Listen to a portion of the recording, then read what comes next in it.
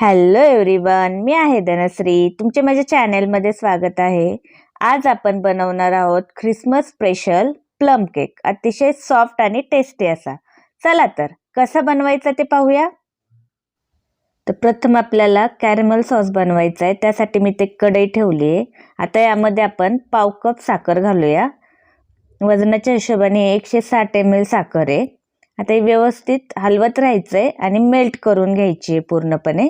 त्यात आपण साखर अशा पद्धतीने मेल्ट करून घेऊया. आता 1-2 मिनिटं झालेत. तुम्ही पाहू शकता साखर व्यवस्थित मेल्ट व्हायला लागली आहे. तर पूर्णपणे ही मेल्ट होईपर्यंत अशाच पद्धतीने हलवत राहायचंय आणि मेल्ट करून घ्यायची आहे साखर. यामध्ये पाणी वगैरे टाकायचं नाही, अशाच पद्धतीने मेल्ट करून घ्यायची. तर आपण ही करून घेऊया. आता आपली साखर व्यवस्थित मेल्ट झाली आहे.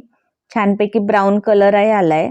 आपलं हे कॅरेमेल बऱ्यापैकी तयार झालंय. अजून 1-2 सेकंद आपण अशा पद्धतीने हलवून घेऊया. त्यानंतर आपण यामध्ये पाणी मिक्स करणार आहोत. तर 1 पाऊण कप साखरेसाठी आपण 1 ते 1.5 कप पाणी मिक्स करणार आहोत. त्यात आपण अशा पद्धतीने करून घेऊया. त्यानंतर यामध्ये 1 ते 1.5 कप पाणी मिक्स करून घेऊया. आता आपलं कॅरेमेल तयार झालंय. आता आपण यामध्ये थोडं थोडं पाणी घालून घेऊया. एकदम पाणी नाही ओतायचं, कारण ते उडूही शकतं. त्यामुळे थोडं थोडं पाणी घालायचं आहे. त्यात आपण हे घालून घेऊया आणि व्यवस्थित एक सॉस तयार करून घेऊया. अशा पद्धतीने करायचं आहे. आणि आता अशा पद्धतीने आपला हा सॉस तयार झाला आहे. जरी साखर ड्राय झाली तरी काही हरकत नाही. थोडा वेळ आपण गरम केलं की ती पुन्हा मेल्ट होते. तर अशा पद्धतीने आपल्याला करून घ्यायचं आहे एकदम लिक्विड फॉर्ममध्ये. त्यात आपला हा सॉस तयार झाला आहे. याला छान उकळी आली आहे. आता आपण हा गॅस बंद करूया. इथे मी काही ड्रायफ्रूट्स घेतलेत. तुम्ही तुमच्या आवडीचे ड्रायफ्रूट्स घालू शकता. तर मी इथे मनुका घेतला आहे. त्यानंतर खजूर आहेत, पिस्ता, बदाम, चेरी आहे आणि ट्रुटी फ्रुटी आहे. हे सर्व छानपैकी कट करून घेतलं आहे. आता आपण इथे जो सॉस बनवलाय तर त्यामध्ये हे सर्व ड्रायफ्रुट्स घालून घेऊया. तुम्ही तुमच्या आवडीचे ड्रायफ्रुट्स वापरू शकता किंवा वेगवेगळ्या प्रकारच्या बेरीज असतात त्याही वापरू शकता. तर आता आपल्याला हे 1-2 तासासाठी सोक करायचंय. त्यात आपण हे प्रथम यामध्ये घालून घेऊया आणि छानपैकी मिक्स करून घेऊया.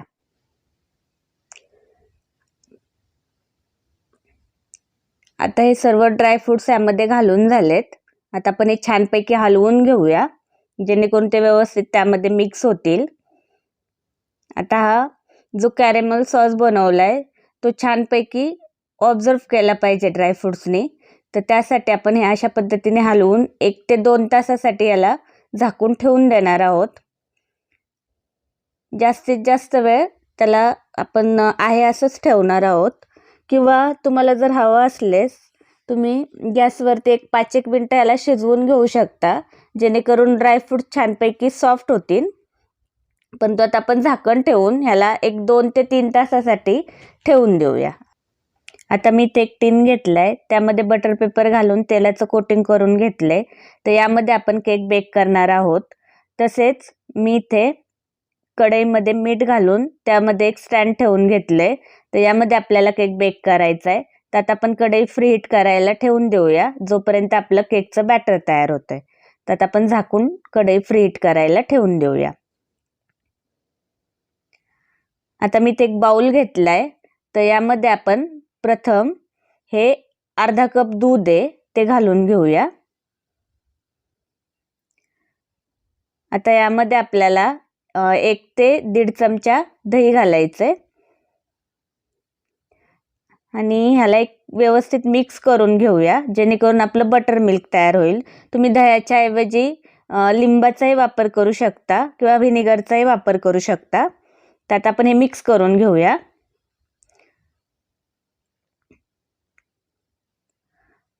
आता हे व्यवस्थित मिक्स झालंय. आता यामध्ये आपल्याला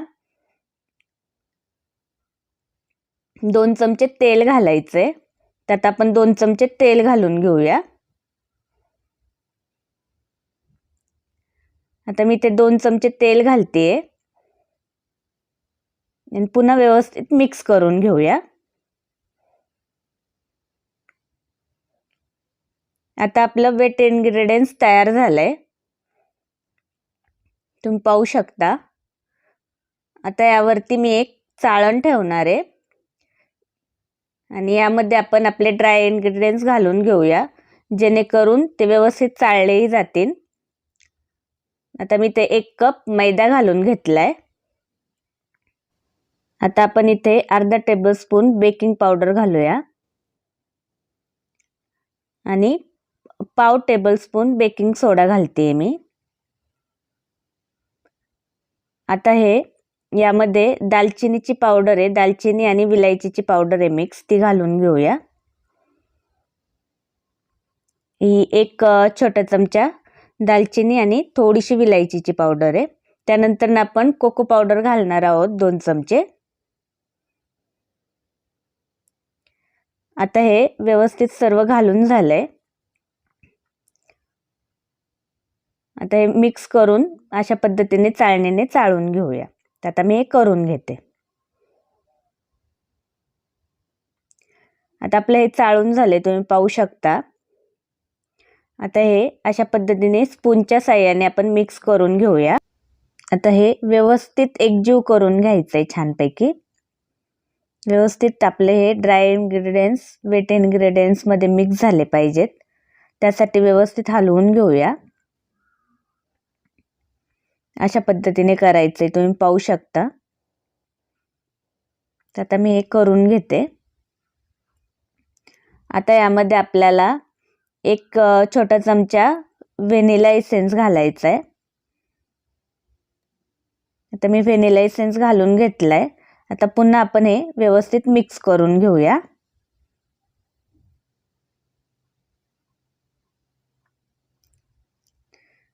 आता हे व्यवस्थित मिक्स करून झालंय. आता यामध्ये आपण जे ड्राय फ्रूट्स सोक करून घेतले होते कॅरेमेल मध्ये, ते घालून घ्यायचेत. तर थोडं थोडं घालून मिक्स करायचे, जेणेकरून आपलं बॅटर पातळ होणार नाही. तर आता प्रथम मी थोडे ड्राय फ्रूट्स घालून घेतलेत. आता आपण हे अशा पद्धतीने मिक्स करून घेऊया स्पूनच्या साहाय्याने.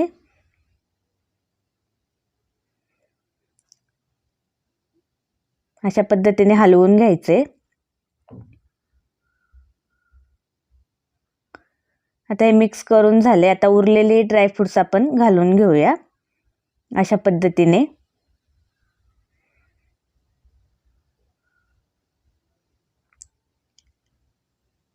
आता पुन्हा एकदा व्यवस्थित हलवून मिक्स करून घेऊया. आता अशा पद्धतीने व्यवस्थित हलवून घ्यायचंय आणि एक सॉफ्ट असं बॅटर तयार करून घ्यायचंय. तुम्ही पाहू शकता. आता अशाच पद्धतीने आपण करून घेऊया. तर अशा पद्धतीने थोडं कट अँड पोर प्रोसेसने आपण हलवून घेऊया, जेणेकरून ते व्यवस्थित तयार होईल. तर आता आपले बॅटर तयार झालंय. आता यामध्ये आपण 1 पिंच मीठ घालणार आहोत चवीनुसार. तर आता आपण थोडंसं मीठ घालून घेऊया, जेणेकरून त्याची टेस्ट बॅलन्स होईल. आणि व्यवस्थित मिक्स करून घेऊया. ते कट अँड पोर प्रोसेसने आपण हे मिक्स करून घेऊया. आता आपले बॅटर तयार झालंय, तुम्ही पाहू शकता. तर आता आपण हे टीनमध्ये ओतून घेणार आहोत. तर आपण हे या टीनमध्ये घालून घेऊया. आता हे मी टीनमध्ये घालून घेतले. तर यावरती थोडेसे ड्रायफ्रूट्स आपण घालून घेऊया डेकोरेशनसाठी. तर आता अशा पद्धतीने मी थोडे थोडे ड्रायफ्रूट्स यावरती घालून घेते. त्यानंतर ह्याला थोडं टॅप टॅप करायचंय, जेणेकरून त्यातले एअर बबल्स निघून जातील. आता आपण इथं कढई ठेवली होती, यामध्ये आपलं हे टीन ठेवून देऊया. तर मी टीन इथे ठेवून दिलंय. आता आपल्याला हे एक 45 मिनिटासाठी लो फ्लेमवरती बेक करून घ्यायचंय. तर आता मी करून घेते.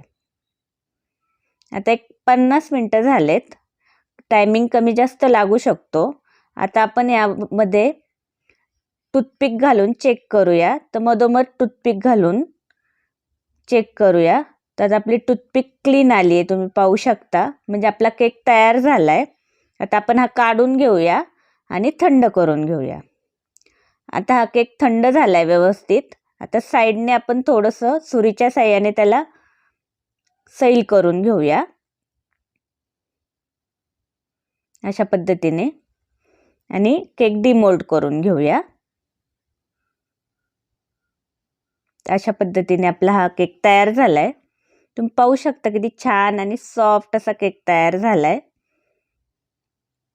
एकदम पंजी आणि व्यवस्थित झालाय.